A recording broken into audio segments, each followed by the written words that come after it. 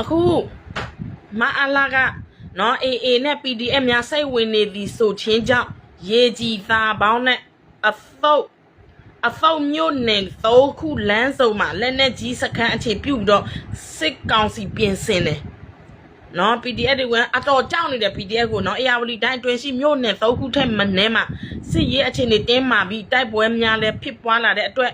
စစ်ကောင်စီကလက်နက်ကြီးစခန်းများကိုနော်တိဆောက်ပြီးတော့ခံစစ်ပြင်နေကြပြီးပြည်သူတို့အခုမအားလာကနေရာတိုင်းမှာခံစစ်နဲ့ကြီးပဲနော်အဲ့ဒါကြောင့်မို့ကျမတို့နိုင်နေပြီနော်ပြီးတော့သူတို့ပြောတဲ့သတင်းကောင်းဆိုတာတကယ်ဟုတ်တယ်နော်ကျမပြောချင်တာကဒီအခုမအားလာကကျမတို့ကိုလေရင်နဲ့ပဲ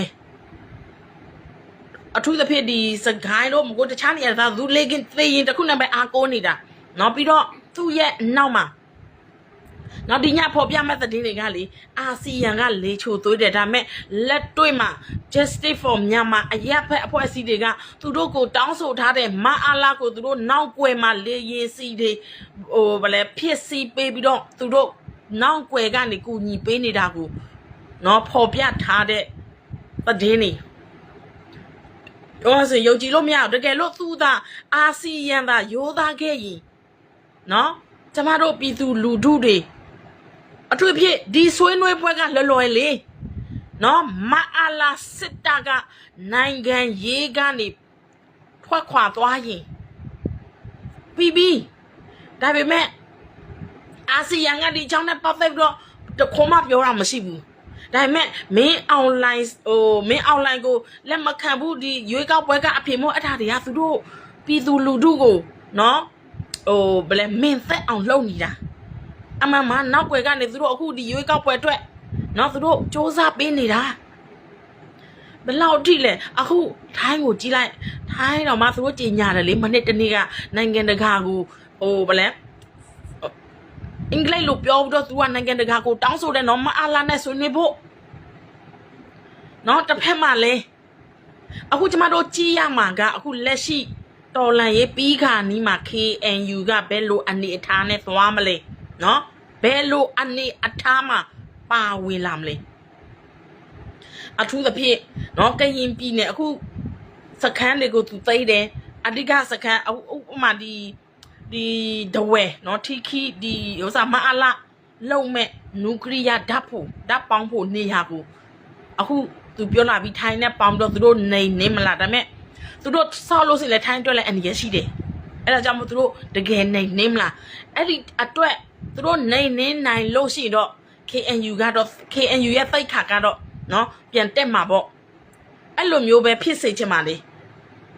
ဒါပေမဲ့မြို့မသိပဲနဲ့တော်လန်ရေးအောင်မြင်သွားရင်တော့ KNU ကကျွဲကူးရီပါအစ်စ်မဲ့ပြီတို့နော်အခုသူတို့ကပြောတယ်မြို့ကိုတိုက်လို့ရှိရင်မြို့ကိုဘုံနဲ့လာကျဲမှာဆိုအဲ့ဒါအကြောင်းပြချက်ပဲအမှန်မှသူတို့ကိုဂျိုးစီးပွားတွေရှိတယ်ပြီတို့နော်ဒီတရားမဝင်ဘူးဆိုအခုကရင်ပြည်နယ်အထဲမှာအများကြီးပဲအခုအထဲကိုရောက်ကုန်ပြီဒီမူကြီးစေဝါလောင်းကစားတွေနဲ့နော်အထဲမှာအကောင်လုံးပြန့်နှံ့ကုန်ပြီအဲ့ဒါကြောင့်မို့ကရင်ကတော့ကျွဲကူးရေပါအစ်စ်ကနေတက်မဲ့ပုံမပေါ်ဘူးနော်အဲ့ဒါမဲ့သူတို့လောက်ရကိုစောက်ကြည့်ရအောင်မှာပေါ့နော်ကဲသတင်းပြောမယ်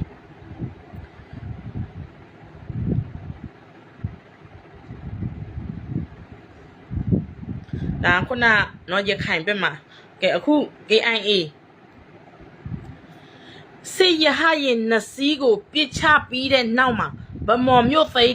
တိုက်ပွဲကို KIA ကပြန်လဲစတင်ပြီးတော့စကခ21အနီးရှိဝင်းလိုက်ဟိုတယ်စစ်စခန်းအပါဝင်ကကင်းများကို KIA ပူပေါင်းတပ်များကသိပိုက်လိုက်ပြီတို့နော်ဒါလည်းကောင်းတဲ့သတင်းပဲကချင်ပြည်နယ်ဗမော်မြို့အခုဗမော်မြို့အလုံးစုံသိပိုက်နိုင်ပြီဆိုရင်မြစ်ကြီးနားကတော့အဲ့ထဲထည့်ရုပ်ပဲနော်အခုဆိုရင်မြစ်ကြီးနားဗမော်ပဲကျန်တော့တယ်လေ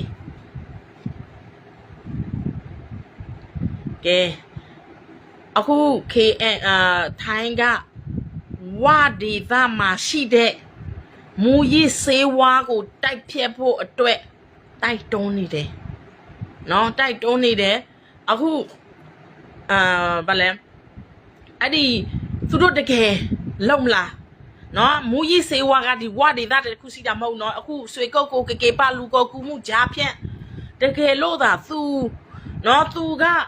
နေနေတကယ်စေတနာစီခဲလို့ရှိရင်မောင်ချစ်သူလိုမာဖီးယားဂိုင်းချုပ်ကဘာကအလိုရှိနေတဲ့မာဖီးယားဂိုင်းချုပ်ကိုနော်ဟိုဗလဲဝလမ်စာထုတ်လို့ရပြီသူမထုတ်ကြတဲ့ကိုကသူလဲဘယ်လိုနိုင်ငံရေးပလိရဲ့နဲ့သွားနေတယ်လေပေါ့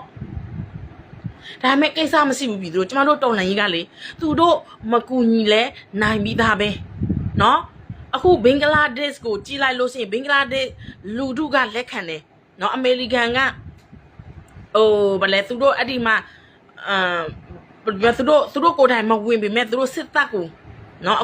ဗလဲပေးပြီးတော့သင်တန်းတွေသင်နော်နီးပညာတွေသင်ပြီးတော့သူတို့ဒီတရုတ်နော်တရုတ်ကိုဟန်တာနိုင်ဖို့အတွက်အဲ့လိုမျိုးလောက်တဲ့အချိန်မှာစစ်တပ်ကလက်မခံဘူးဘင်္ဂလားဒေ့ရှ်စစ်တပ်ကလက်မခံဘူးအစိုးရကလက်ခံတယ်အဲ့မှာသူတို့ပဋိပက္ခဖြစ်တယ်ဘယ်လိုပဲဖြစ်နေပါစေကျမတို့တော်လှန်ရေးကတော့နော်သေချာပေါက်ဒီမတိုင်ခင်မအေးလို့မင်းအောင်လိုက်အယိုးမကြိုက်ခင်မှာအယိုးပွဲမကောက်ခင်မှာအပီးကိုသိနိုင်မယ်သိနိုင်လိမ့်မယ်လို့ကျမကအဲ့လိုမျိုးယုံကြည်ထားတယ်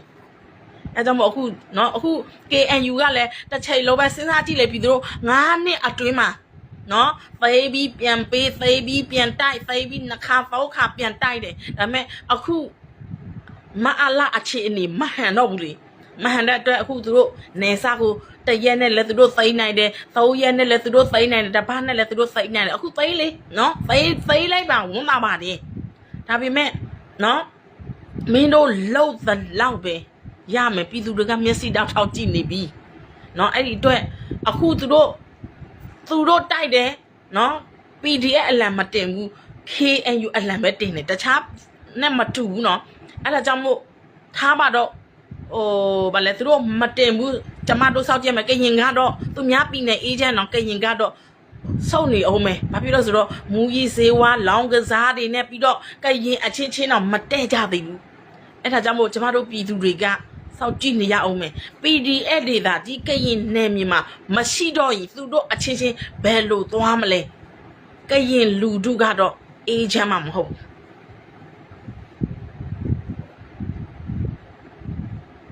ဟုတ်တယ်နားလေအခုကြည့်သူတို့ပြောတယ်နော် KNU ကလည်းထိုင်းနဲ့ပေါင်းပြီးတော့သူတို့ဒီ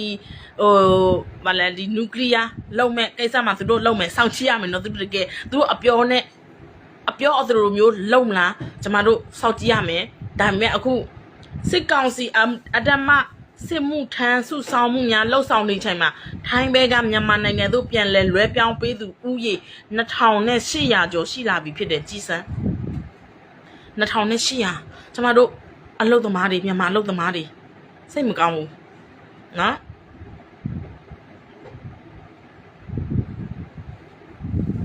နောက်ပြီးတော့အခု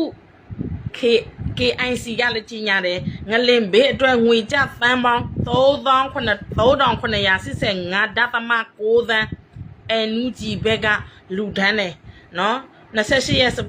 ကိုင်းမြို့ဘဟုပြုတ်ပြီးလောက်ခတဲ့ပြက်အပြင်းအဲ့ဒီမှာ NUG ကကိုညီထားတာကိုကြီးညာတယ်နော်အဲ့ဒီတဲ့နောက်ပြီးတော့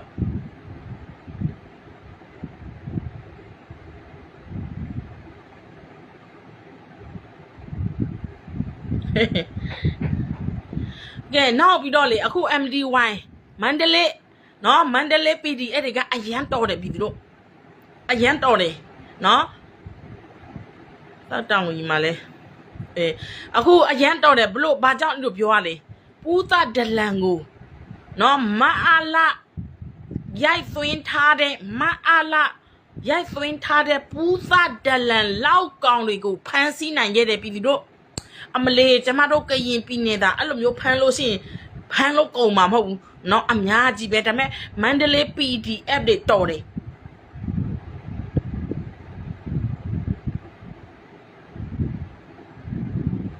မှာ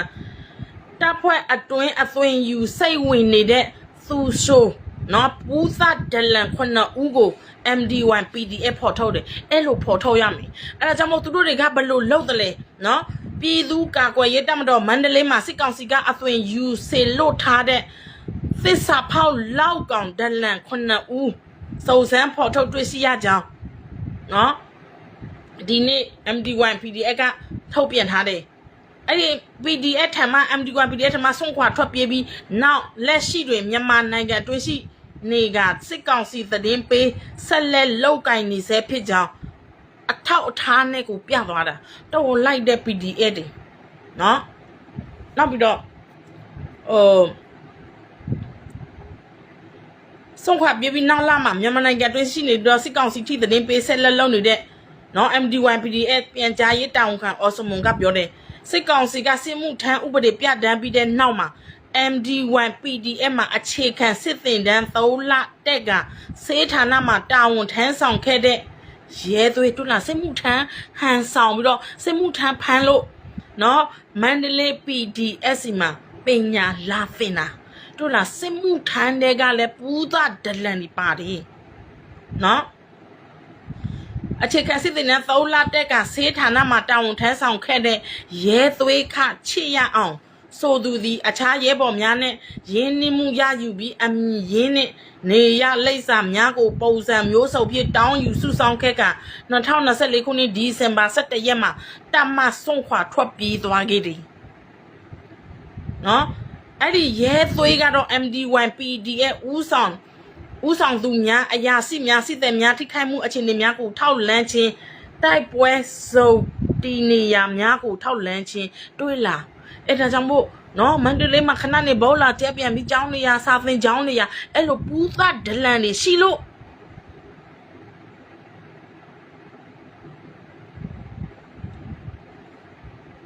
တောက်တာတဲ့အခုတိုက်နေတာထင်တယ် PDF လဲ KNU ဘက်တစိတ်ပဲဆိုတော့တခြားအဖွဲ့ရဲ့အမိတွေသူတို့မတက်ရတော့ဘူးပေါ့အေးလေအဲ့ဒါကြောင့်မို့သူတို့ KNU အမှသူတို့ KNU အင်အားမရှိဘူးနော် PDF အင်အားနဲ့တိုက်နေတာနော်ထားပါတော့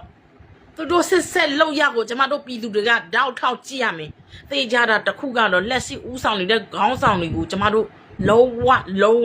လက်မခံဖို့လိုတယ်နော်ကဲဆက်ပြောမယ်တိုက်ပွဲစုံတီနေရများကိုထောက်လန်းခြင်းစစ်ကောင်စီရဲ့ဝါဒဖြန့်မှုများကိုတပ်ဖွဲ့ဝင်များကြားသတင်းဖြန့်ဝေခြင်းတွေ့လားစိတ်ဓာတ်ကြအောင်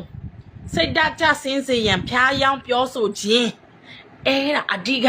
ပြည်သူတွေကိုစိတ်ဓာတ်ကြအောင်ပြောတယ်ရဲဘော်အချင်းချင်းကိုစိတ်ဓာတ်ကြအောင်ပြောတယ်ပြီးတော့နော်တော်လန်ရေးသမားအချင်းချင်းကိုစိတ်ဓာတ်ကြအောင်ပြောတယ်အဲ့ဒါစိတ်ဓာတ်စစ်စင်ရေးလို့ခေါ်တယ်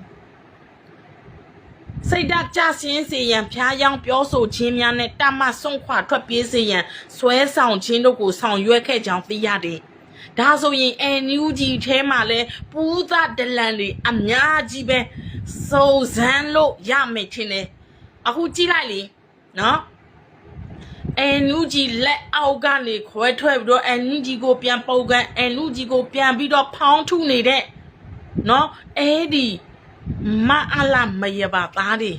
စုံစမ်းကြည့်လိုက်လို့စင်အဖေထွက်ပါတယ်နော်နောက်ပြီးတော့ NUG ခေါင်းကြီးပိုင်းမှာလည်းရှိချင်ရှိမှာပေါ့မရှိဘဲနေမလားပူသဒလန်နော်စော်မဲလေတို့စောသမိတ်ထုံးလို့ဆိုတာလည်းပူသဒလန်ပဲလေ NUG ကိုအမြဲတမ်းပုတ်ခပြောဆိုနေတာဒါပေမဲ့သူတို့ကမဟာမိတ်အဖွဲ့လှုပ်ထားတယ်နော်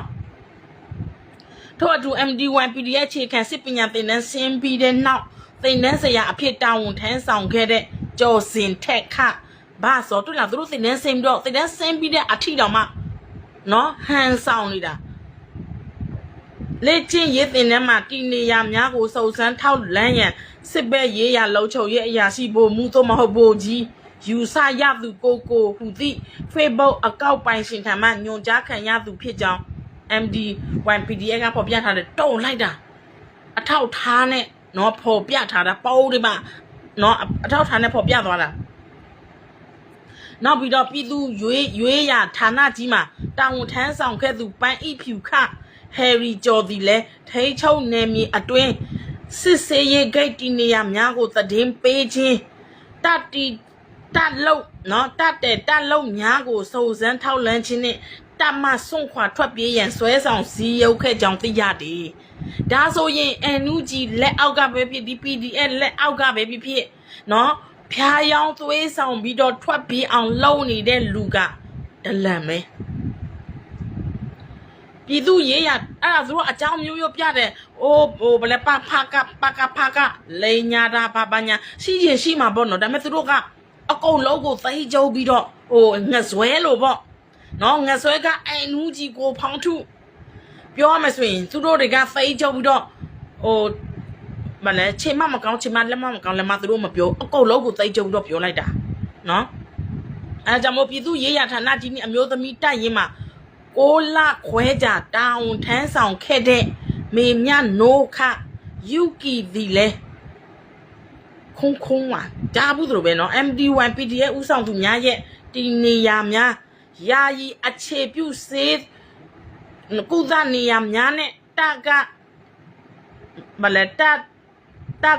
လုံးများကိုအဓိကထားထောက်လန်းပြီးတပ်ဖွဲ့ဝင်အခြေချင်းစီးလုံးမှုပြက်ပြားစေရန်အချက်အလက်မားများဖြန့်ဝေကတမဆွန့်ခွာထွက်ပြေးရန်ဆွဲဆောင်စည်းရုပ်ခဲ့ကြောင်းသိရတယ်